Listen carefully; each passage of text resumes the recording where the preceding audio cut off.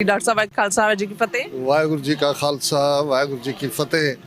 ਸਭ ਤੋਂ ਪਹਿਲਾਂ ਤਾਂ ਮੈਂ ਆਪਣੇ ਦਰਸ਼ਕਾਂ ਨੂੰ ਇਹ ਦੱਸਣਾ ਚਾਹੁੰਦਾ ਹਾਂ ਕਿ ਯੂਬਾ ਸਿਟੀ ਬਾਰੇ ਕਦੇ ਪੰਜਾਬ 'ਚ ਰਹਿੰਦੇ ਆ ਇਹ ਗੱਲ ਸੁਣਦੇ ਹੁੰਦੇ ਸੀ ਕਿ 7 ਅਜੂਬੇ ਇਸ ਦੁਨੀਆ में 8ਵਾਂ ਯੂਬਾ ਸਿਟੀ। ਔਰ ਉਦੋਂ ਨਹੀਂ ਸੀ ਪਤਾ ਵੀ ਇਹ ਅਜੂਬਾ ਜਿਹਨੂੰ ਵੰਡਰ ਕਹਿੰਦੇ ਨੇ ਅੰਗਰੇਜ਼ੀ ਵਾਲੇ 7 ਵੰਡਰਸ ਆਫ ਦਾ ਵਰਲਡ ਕਿ 8th ਵੰਡਰ ਯੂਬਾ ਸਿਟੀ ਹੈ। ਸ਼ਹਿਰ ਸੀ ਕਿ ਨਹੀਂ, ਲੇਕਿਨ ਇਹ 43ਵਾਂ ਗੁਰੂ ਗ੍ਰੰਥ ਸਾਹਿਬ ਗੁਰਗੱਦੀ ਦਿਵਸ ਦਾ ਨਗਰ ਕੀਰਤਨ ਔਰ ਪਿਛਲੇ ਲਗਭਗ 30 ਸਾਲ ਤੋਂ ਲਗਾਤਾਰਤਾ ਦੇ ਨਾਲ ਮੈਂ ਇਸ ਨਗਰ ਕੀਰਤਨ ਦੇ ਵਿੱਚ ਸ਼ਮੂਲੀਅਤ ਕਰਦਾ ਹਾਂ। ਮੈਂ ਇਹ ਕਹਿ ਸਕਦਾ ਕਿ ਅਮਰੀਕਾ ਦੀ ਧਰਤੀ ਤੇ ਖਾਲਸੇ ਦੇ ਨਵੇਕਲੇਪਨ ਦਾ, ਸਿੱਖ ਕੌਮ ਦੀ ਵੱਖਰੀ ਹੋਂਦ ਦਾ ਸੱਚਮੁੱਚ ਹੀ ਇਹ ਅਜੂਬਾ ਹੈ। ਔਰ ਜੇ ਇਸ ਨੂੰ ਤੁਸੀਂ ਦੇਖਣਾ ਹੈ, ਇਹਨੂੰ ਸ਼ਬਦਾਂ 'ਚ ਬਿਆਨ ਨਹੀਂ ਕੀਤਾ ਜਾ ਸਕਦਾ, ਕਿਉਂਕਿ ਹਾਲਾਂਕਿ ਇਹਦੇ 'ਚ ਕੋਈ ਸ਼ੱਕ ਨਹੀਂ ਹੈ ਕਿ ਸਰੀ ਸਭ ਤੋਂ ਵੱਡਾ ਨਗਰ ਕੀਰਤਨ ਹੁੰਦਾ ਹੈ। ਬ੍ਰਿਟਿਸ਼ ਕੋਲੰਬੀਆ 4 ਤੋਂ 5 ਲੱਖ ਸਿੱਖ ਪਾਰਟਿਸਿਪੇਟ ਕਰਦੇ ਨੇ। ਨਿਊਯਾਰਕ ਸਿੱਖ ਡੇ ਪੈਰੇਡ ਇੱਕ ਆਈਡੀਅਲ ਪੈਰੇਡ ਹੈ। ਖਾਲਿਸਤਾਨ ਦਾ ਜਿਹੜਾ ਝੰਡਾ ਬਰਦਾਰ ਉਹ ਪੈਰੇਡ ਜਾਣੀ ਜਾਂਦੀ ਹੈ। ਲੇਕਿਨ ਯੂਬਾ ਸਿਟੀ ਦੀ ਫਿਜ਼ਾ 'ਚ ਜਿਵੇਂ ਇਹ ਆਲਮੋਸਟ 3 ਹਫ਼ਤੇ ਤੋਂ ਫਿਜ਼ਾ ਦੇ ਵਿੱਚ ਤੁਸੀਂ ਇੱਕ ਆਨੰਦਪੁਰ ਦੇ ਹੋਲੇ ਮਹੱਲੇ ਵਾਲਾ ਰੰਗ ਮਹਿਸੂਸ ਕਰਦੇ ਹੋ। ਇੱਥੇ ਤੁਸੀਂ ਆ ਕੇ ਦੇਖਦੇ ਹੋ ਕਿ ਕਿਸ ਲੈਵਲ ਦੇ ਉੱਤੇ, ਔਰ ਮੈਂ ਆਪਣੀ ਟੀਮਮੇਟਸ ਨਾਲ ਵੀ ਗੱਲ ਕਰ ਰਿਹਾ ਸੀ। ਮੈਂ ਕਿਹਾ ਵੀ ਬਹੁਤ ਵਾਰ ਜਿਹੜੇ ਲੋਕ ਇਹ ਕਹਿੰਦੇ ਨੇ ਕਿ ਜੀ ਸਿੱਖ ਰਾਜ ਲੈ ਸਕਦੇ ਨੇ, ਰਾਜ ਕਰ ਨਹੀਂ ਸਕਦੇ, ਜਾਂ ਖਾਲਿਸਤਾਨ ਸਿੱਖ ਕਿਵੇਂ ਚਲਾਉਣਗੇ, ਉਹਦੀ ਆਰਥਿਕਤਾ ਕਿਵੇਂ ਹੋਏਗੀ। ਮੈਂ ਕਿਹਾ ਇੱਥੇ ਆ ਕੇ ਦੇਖੋ, 1.5 ਲੱਖ ਸਿੱਖਾਂ ਨੇ ਇਹਨਾਂ 2 ਹਫ਼ਤਿਆਂ 'ਚ ਸ਼ਮੂਲੀਅਤ ਕੀਤੀ ਹੈ, ਕਰਨੀ ਹੈ। ਕਿਸ ਲੈਵਲ ਦੇ ਅਰੇਂਜਮੈਂਟ ਨੇ, ਔਰ ਕੋਈ ਹਕੂਮਤ ਜਾਂ ਕੋਈ ਬਿਨਾਂ ਹੋਇਆ ਔਰ ਦੁਨੀਆ ਭਰ ਦੇ ਵਿੱਚ ਇਹ ਮਹਿਸੂਸ ਕੀਤਾ ਜਾਂਦਾ।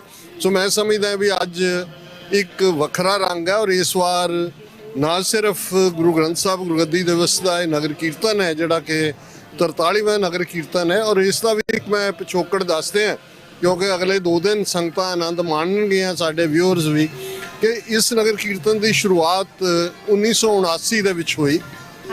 ਔਰ ਪਿਛੋਕੜ ਇਹ ਸੀ ਕਿ 13 ਅਪ੍ਰੈਲ 1978 ਨੂੰ ਅੰਮ੍ਰਿਤਸਰ ਸ਼ਹਿਰ 'ਚ ਖਾਲਸਾ ਸਾਜਨਾ ਦਿਵਸ ਵਿਸਾਖੀ ਵਾਲੇ ਦਿਨ ਨਰਕਧਾਰੀਆਂ ਨੇ ਜਿਵੇਂ ਗੁਰੂ ਗ੍ਰੰਥ ਸਾਹਿਬ ਦਾ ਮਜ਼ਾਕ ਉਡਾਉਂਦੇ ਆ ਸ਼ਹਿਰ ਦੇ ਵਿੱਚ ਨਗਰ ਆਪਣਾ ਜਿਹੜਾ ਉਹ ਜਲੂਸ ਕੱਢਿਆ। ਔਰ ਸ਼ਹੀਦ ਭਾਈ ਫੌਜਾ ਸਿੰਘ ਔਰ ਉਹਨਾਂ ਦੇ 12 ਹੋਰ ਸਾਥੀ ਸਿੰਘ ਜਿਹੜੇ ਸ਼ਹੀਦ ਕੀਤੇ ਗਏ ਇਸ ਲਈ ਕਿ ਉਹ ਜਾ ਕੇ ਉਹਨਾਂ ਨੇ ਚੈਲੰਜ ਕੀਤਾ ਸੀ ਕਿ ਇਹ ਤੁਸੀਂ ਗੁਰੂ ਕੀ ਨਗਰੀ ਦੇ ਵਿੱਚ ਇਹ ਗੁਰੂਡਮ ਚਲਾ ਰਹੇ ਹੋ, ਇਹ ਐਕਸੈਪਟੇਬਲ ਨਹੀਂ ਹੈ। ਸਾਡੇ ਲਈ ਸਭ ਸਿੱਖਣ ਕੋ ਹੁਕਮ ਹੈ, ਗੁਰੂ ਮਾਨਿਓ ਗ੍ਰੰਥ। 10ਵੇਂ ਪਾਤਸ਼ਾਹ ਨੇ ਗੁਰੂ ਗ੍ਰੰਥ ਸਾਹਿਬ ਨੂੰ ਗੁਰਤਾ ਦਿੱਤੀ ਹੈ ਔਰ ਉਹਨਾਂ ਨੂੰ ਪੀਸਫੁਲ ਪ੍ਰੋਟੈਸਟ ਕਰਨ ਗਿਆ ਨੂੰ ਸ਼ਹੀਦ ਕੀਤਾ ਗਿਆ ਸੀ। ਔਰ ਉਸ ਪੀਰੀਅਡ ਦੇ ਵਿੱਚ ਇਸ ਯੂਬਾ ਸਿਟੀ ਦੀ ਧਰਤੀ ਤੇ ਭਾਵੇਂ ਅਜੇ ਸਿੱਖਾਂ ਦੀ ਪੋਪੂਲੇਸ਼ਨ ਬਹੁਤ ਜ਼ਿਆਦਾ ਨਹੀਂ ਹੋਏਗੀ ਜਿਵੇਂ ਹੁਣ ਹੈ, ਲੇਕਿਨ ਬਹੁਤਿਆਂ ਨੇ ਮਹਿਸੂਸ ਕੀਤਾ ਕਿ ਵੀ ਇਹ ਜਿਹੜੀ ਕਮਜ਼ੋਰੀ ਆ ਰਹੀ ਹੈ, ਬੇਸ਼ੱਕ ਭਾਰਤੀ ਹਕੂਮਤ ਪ੍ਰਮੋਟ ਕਰ ਰਹੀ ਹੈ ਇਸ ਗੁਰੂਡਮ ਨੂੰ, ਲੇਕਿਨ ਇਹਦਾ ਇੱਕ ਵੱਡਾ ਕਾਰਨ ਹੈ ਕਿ ਸਿੱਖ ਕੌਮ ਦੇ ਵਿੱਚ ਵੀ ਇਹ ਅਵੇਅਰਨੈਸ ਹੀ ਨਹੀਂ ਹੈ ਕਿ 10 ਪਾਤਸ਼ਾਹੀਆਂ ਤੋਂ ਬਾਅਦ ਜੇ ਕੋਈ ਜਾਗਤ ਜੋਤ ਗੁਰੂ ਹੈ ਤਾਂ ਗੁਰੂ ਗ੍ਰੰਥ ਸਾਹਿਬ ਹੈ। ਸੋ ਉਹਨਾਂ ਨੇ ਇਸ ਦਿਨ ਨੂੰ ਹੀ ਮੁੱਖ ਰੱਖ ਕੇ ਫੈਸਲਾ ਕੀਤਾ ਹੈ ਕਿ ਨਵੰਬਰ ਦਾ ਪਹਿਲਾ ਵੀਕਐਂਡ ਜਿਹੜਾ ਹੋਏਗਾ, ਕੋਈ ਵੀ ਆਏ ਕਿਸੇ ਤਰੀਕ ਨੂੰ, ਉਹ ਗੁਰੂ ਗ੍ਰੰਥ ਸਾਹਿਬ ਨੂੰ ਸਮਰਪਿਤ ਨਗਰ ਕੀਰਤਨ ਹੋਏਗਾ। ਕਿਉਂਕਿ ਅਕਤੂਬਰ ਦੇ ਆਲਮੋਸਟ ਅਖੀਰਲੇ ਹਫ਼ਤੇ 'ਚ ਹੀ 10ਵੇਂ ਪਾਤਸ਼ਾਹ ਵੱਲੋਂ ਗੁਰੂ ਗ੍ਰੰਥ ਸਾਹਿਬ ਨੂੰ ਗੁਰਗੱਦੀ ਦਿੱਤੀ ਗਈ ਸੀ ਔਰ ਗੁਰਗੱਦੀ ਦੇਣ ਤੋਂ ਬਾਅਦ ਉਹ ਅਗਲੇ ਦਿਨ ਜੋਤੀ ਜੋਤ ਸਮਾਏ ਸੀ। ਸੋ ਇਹ ਜਿਹੜੀ ਸ਼ੁਰੂਆਤ 43 ਸਾਲ ਪਹਿਲਾਂ ਹੋਈ।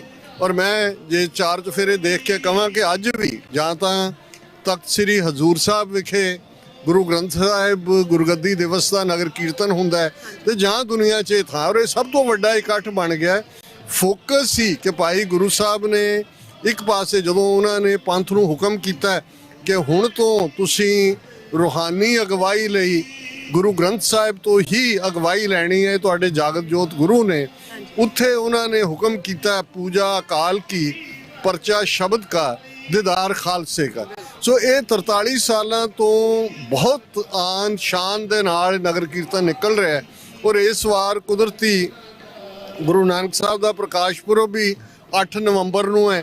ਹਾਲਾਂਕਿ ਬਹੁਤ ਰੌਣਕਾਂ ਨਨਕਾਣਾ ਸਾਹਿਬ ਦੀ ਧਰਤੀ ਤੇ ਔਰ ਦੂਸਰੇ ਇਤਿਹਾਸਕ ਗੁਰਦੁਆਰਿਆਂ 'ਚ ਦੁਨੀਆ ਭਰ 'ਚ ਹੋਣਗੀਆਂ, ਪਰ ਇੱਥੇ ਇਹ ਵੀ ਉਤਸ਼ਾਹ ਹੈ ਕਿ ਇਸ ਵਾਰ ਜਿੱਥੇ ਅਸੀਂ ਇੱਕ ਦੂਸਰੇ ਨੂੰ ਗੁਰਗੱਦੀ ਦਿਵਸ ਦੀ ਮੁਬਾਰਕਬਾਦ ਦੇ ਰਹੇ ਹਾਂ, ਉੱਥੇ ਨਾਲ ਦੀ ਨਾਲ ਜਿਵੇਂ TV 84 ਦਾ ਬੈਨਰ ਵੀ ਹੈ ਕਿ ਅਸੀਂ ਗੁਰੂ ਨਾਨਕ ਸਾਹਿਬ ਦੇ ਪ੍ਰਕਾਸ਼ ਪੁਰਬ ਦੀਆਂ ਮੁਬਾਰਕਾਂ ਵੀ ਦੇ ਰਹੇ ਹਾਂ। ਔਰ ਅੱਜ ਦਾ ਦਿਨ ਜਿਵੇਂ ਇਹਨਾਂ ਨੇ ਪਲਾਨ ਕੀਤਾ ਹੈ ਪਿਛਲੇ 3 ਹਫ਼ਤੇ ਤੋਂ, ਹਾਲਾਂ ਜਿਹੜੀ ਗੁਰੂ ਗ੍ਰੰਥ ਸਾਹਿਬ ਦੇ ਅਖੰਡ ਪਾਠਾਂ ਦੀ ਲੜੀ ਆ ਉਹ 3 ਮਹੀਨੇ ਤੋਂ ਸ਼ੁਰੂ ਹੋ ਜਾਂਦੀ ਹੈ। ਪਿਛਲੇ 3-4 ਹਫ਼ਤੇ ਤੋਂ ਲਗਾਤਾਰ ਕੀਰਤਨ ਦਰਬਾਰ, ਵੱਡੇ ਵੱਡੇ ਕੀਰਤਨੀਏ ਹਰਿਮੰਦਰ ਸਾਹਿਬ ਦੇ ਹਜ਼ੂਰੀ ਰਾਗੀ, ਕਥਾਵਾਚਕ ਔਰ ਪ੍ਰਚਾਰਕ ਹੁੰਦੇ ਨੇ।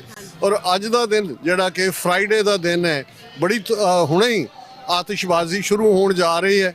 ਔਰ ਆਲਰੇਡੀ TV 84 ਦੀ ਟੀਮ ਜਿਹੜੀ ਕਿ ਅਸੀਂ ਕੱਲ ਸੈਕਰਾਮੈਂਟੋ ਉਤਰੇ, ਯੂਬਾ ਸਿਟੀ ਆਏ ਔਰ ਸਾਡੀ ਟੀਮ ਨੇ ਬੜੀ ਮਿਹਨਤ ਦੇ ਨਾਲ ਜਿੱਥੇ ਵਿਦਨ ਗੁਰਦੁਆਰਾ ਸਾਹਿਬ ਆਪਣਾ ਸੈਟਅਪ ਲਾਇਆ, ਜਿੱਥੇ ਅਸੀਂ ਖੜੇ ਹਾਂ ਇੱਥੇ ਪੂਰਾ ਟੈਂਟ ਲੱਗਾ ਹੋਇਆ ਹੈ। ਔਰ ਨਾਲ ਦੀ ਨਾਲ ਜਿਹੜਾ ਬਾਹਰ ਜਦੋਂ ਕਿ ਇਹ ਪੈਰੇਡ ਪਰਸੋਂ ਨਿਕਲੇਗੀ ਉਸ ਦੀ ਲਾਈਵ ਕਵਰੇਜ ਵੀ ਅਸੀਂ ਦਰਸ਼ਕਾਂ ਤੱਕ ਪਹੁੰਚਾਵਾਂਗੇ।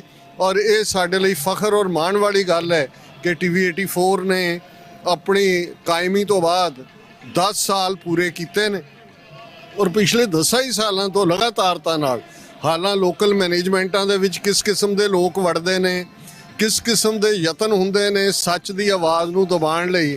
ਔਰ ਜਿਸ ਕਿਸਮ ਦਾ ਇੱਕ TV ਚੈਨਲ ਜਿਹਦੇ ਹਵਾਲੇ ਬਹੁਤ ਵਾਰੀ ਸਾਡੇ ਗੁਰਦੁਆਰੇ ਆਪਣਾ ਬਹੁਤ ਸਾਰਾ ਸੈਟਅਪ ਕਰ ਦਿੰਦੇ ਨੇ, ਇੱਥੇ ਵੀ ਇਹ ਹਾਲ ਦੇਖਣ ਜਾ ਰਿਹਾ। ਉਹਨਾਂ ਨੇ ਐਨ ਜਦੋਂ ਅੱਜ ਅੰਦਰ ਦੀਵਾਨ ਚੱਲ ਰਿਹਾ ਸੀ ਔਰ ਅਨਾਉਂਸ ਹੋਇਆ ਕਿ ਹੁਣ ਸੰਤ ਜਰਨੈਲ ਸਿੰਘ ਖਾਲਸਾ ਪਿੰਡਾਂ ਵਾਲਿਆਂ ਦੇ ਭਰਾਤਾ ਜਿਹੜੇ ਨੇ ਉਹ ਐਡਰੈਸ ਕਰਨਗੇ, ਤੇ ਉੱਥੇ ਐਡਾਂ ਚਲਾ ਦਿੱਤੀਆਂ, ਉਹਨੂੰ ਫ੍ਰੀਜ਼ ਕਰ ਦਿੱਤਾ, ਜਾਮ ਕਰ ਦਿੱਤਾ। ਸੋ ਅਸੀਂ ਦੇਖ ਰਹੇ ਹਾਂ, ਅਸੀਂ ਬੇਸ਼ੱਕ ਕੋਈ ਬਹੁਤ ਵੱਡਾ ਜਿਹੜਾ ਹੈ ਉਹ ਸਾਡੇ ਕੋਲ ਨਾ ਸਾਧਨ ਹੋਣ, ਪਰ ਅਸੀਂ ਸੰਗਤਾਂ ਦੇ ਪਿਆਰ ਦੇ ਉੱਤੇ ਕਾਊਂਟ ਕਰਦੇ ਹਾਂ। ਔਰ ਜਦੋਂ ਦੇ ਅਸੀਂ ਕੱਲ੍ਹ ਦੇ ਆਏ ਹਾਂ, ਅੱਜ ਵੀ ਜਿੰਨੀ ਵੱਡੀ ਗਿਣਤੀ 'ਚ ਸਾਡੇ ਬਹੁਤ ਸਾਰੇ ਵਿਊਅਰ ਜਿਹੜੇ ਇੱਥੇ ਸ਼ਮੂਲੀਅਤ ਲਈ ਆਏ ਨੇ, ਉਹ ਦੂਰ ਦੁਰਾਡੇ ਮਿਲਣ ਆਉਂਦੇ ਨੇ। ਔਰ ਕੱਲਾ ਕੱਲਾ ਜਿਹੜਾ ਉਹ ਐਪਰੀਸ਼ੀਏਟ ਕਰਦਾ ਹੈ ਕਿ TV 84 ਇੱਕ ਨਿਸ਼ਕਾਮ ਭਾਵਨਾ ਦੇ ਨਾਲ ਕੌਮ ਦੀ ਸੇਵਾ ਕਰ ਰਿਹਾ।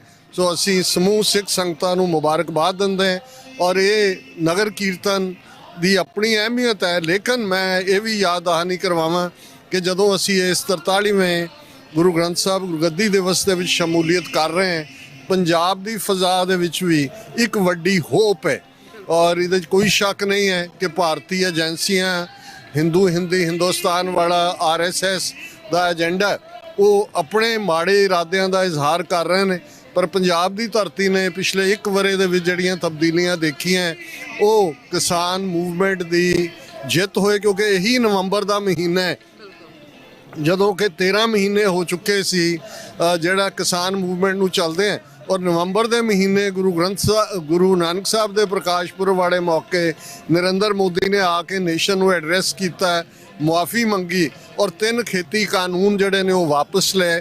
ਸੋ ਇਹ ਜਿਹੜੀ ਸਿੱਖੀ ਦੀ ਬਹੁਤ ਵੱਡੀ ਜਿੱਤ ਹੋਈ ਸੀ, ਇਹਦੀ ਵੀ ਸੈਲੀਬ੍ਰੇਸ਼ਨ ਹੈ। ਪਹਿਲਾ 1 ਸਾਲ ਪੂਰਾ ਹੋ ਗਿਆ ਔਰ ਇਸ ਵਰ੍ਹੇ ਦੇ ਅੰਦਰ ਅਸੀਂ ਦੇਖਿਆ ਕਿ ਬੇਸ਼ੱਕ ਉਹ ਦੀਪ ਸਿੱਧੂ ਜਾਂ ਸਿੱਧੂ ਮੂਸੇਵਾਲਾ, ਉਹਨਾਂ ਦੇ ਕਤਲ ਏਜੰਸੀਆਂ ਨੇ ਇੱਕ ਆਪਣੇ ਤਰੀਕੇ ਦੇ ਨਾਲ ਕਰਵਾਏ, ਪਰ ਇਹਦੇ ਬਾਵਜੂਦ ਪੰਜਾਬ 'ਚ ਜਿਵੇਂ ਅਸੈਂਬਲੀ ਚੋਣਾਂ ਤੋਂ 4 ਮਹੀਨੇ ਬਾਅਦ ਸੰਗਰੂਰ ਪਾਰਲੀਮਾਨੀ ਹਲਕੇ ਦੀ ਚੋਣ ਦੇ ਵਿੱਚ ਸਰ ਸਿਮਰਨਜੀਤ ਸਿੰਘ ਮਾਨ ਜਿਹੜੇ ਨੇ ਉਹ ਬੜੀ ਕਾਮਯਾਬੀ ਦੇ ਨਾਲ ਜਿੱਤ ਕੇ ਪਾਰਲੀਮੈਂਟ ਦੇ ਵਿੱਚ ਪਹੁੰਚੇ।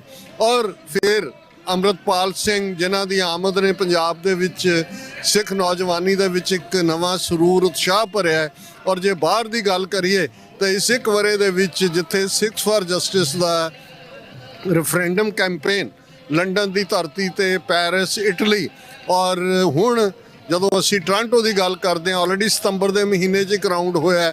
ਔਰ ਹੁਣ ਜਦੋਂ ਕਿ 6 ਤਰੀਕ ਨੂੰ ਇੱਥੇ ਨਗਰ ਕੀਰਤਨ ਹੋਏਗਾ, ਉਦੋਂ ਟੋਰਾਂਟੋ ਦੇ ਵਿੱਚ ਜਿਹੜੀਆਂ ਨੇ ਫਿਰ ਰੈਫਰੈਂਡਮ 2020 ਦੀਆਂ ਵੋਟਾਂ ਹੋਣਗੀਆਂ। ਸੋ ਜਿਸ ਕਿਸਮ ਦਾ ਇਸ 1 ਵਰ੍ਹੇ 'ਚ ਕਿਸਾਨ ਮੂਵਮੈਂਟ ਦੀ ਵਿਕਟਰੀ ਨੇ ਸਿੱਖੀ ਦੀ ਸ਼ਾਨ ਨੂੰ ਦੁਬਾਲਾ ਕੀਤਾ ਹੈ, ਰੈਫਰੈਂਡਮ 2020 ਦੀ ਮੁਹਿੰਮ, ਔਰ ਪੰਜਾਬ ਦੇ ਵਿੱਚ ਜਿਸ ਪੈਮਾਨੇ ਦੇ ਉੱਤੇ ਇਸ ਵੇਲੇ ਸਿੱਖੀ ਦੇ ਲਈ, ਔਰ ਜਿਵੇਂ ਅੰਮ੍ਰਿਤ ਪਿਛਲੇ ਮਹੀਨੇ 1000 ਤੋਂ ਜ਼ਿਆਦਾ ਸਿੱਖ ਨੌਜਵਾਨਾਂ ਨੇ ਤਖਤ ਸ੍ਰੀ ਕੇਸਗੜ੍ਹ ਸਾਹਿਬ ਅੰਮ੍ਰਿਤਪਾਨ ਕੀਤਾ ਹੈ, ਔਰ ਇਸ ਅਕਤੂਬਰ ਐਂਡ ਦੇ ਉੱਤੇ 1000 ਤੋਂ ਜ਼ਿਆਦਾ ਨੌਜਵਾਨਾਂ ਨੇ ਅਕਾਲ ਤਖਤ ਸਾਹਿਬ ਜਿਹੜਾ ਹੈ ਉਹ ਅੰਮ੍ਰਿਤਪਾਨ ਕੀਤਾ ਹੈ। ਔਰ ਬੇਸ਼ੱਕ ਏਜੰਸੀਆਂ ਆਪਣੀ ਖੇਡ ਰਹੀਆਂ ਨੇ।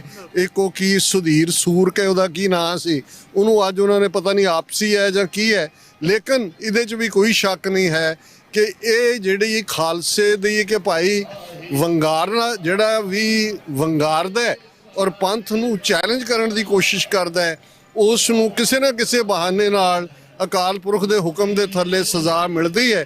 ਔਰ ਅਸੀਂ ਇਹ ਵੀ ਚੇਤਾਵਨੀ ਦੇਣੀ ਚਾਹਾਂਗੇ ਕਿ ਇਸ ਵੇਲੇ ਉਹ ਤਬਕਾ ਵੀ ਹੈ ਜਿਹੜਾ ਵਿਦਨ ਸਾਡੀ ਕੌਮ ਦੇ ਵਿੱਚ ਬੈਠ ਕੇ ਸਿੱਖ ਨੈਰੇਟਿਵ ਨੂੰ ਕਮਜ਼ੋਰ ਕਰਨ ਦੀ ਕੋਸ਼ਿਸ਼ ਕਰਦਾ ਹੈ, ਖਾਲਿਸਤਾਨ ਦੀ ਮੂਵਮੈਂਟ ਨੂੰ ਜਿਹੜਾ ਕਮਜ਼ੋਰ ਕਰਨ ਦੀ ਕੋਸ਼ਿਸ਼ ਕਰਦਾ ਹੈ। ਸੋ ਉਹਨਾਂ ਤੋਂ ਖਬਰਦਾਰ ਹੋਣ ਦੀ ਲੋੜ ਹੈ।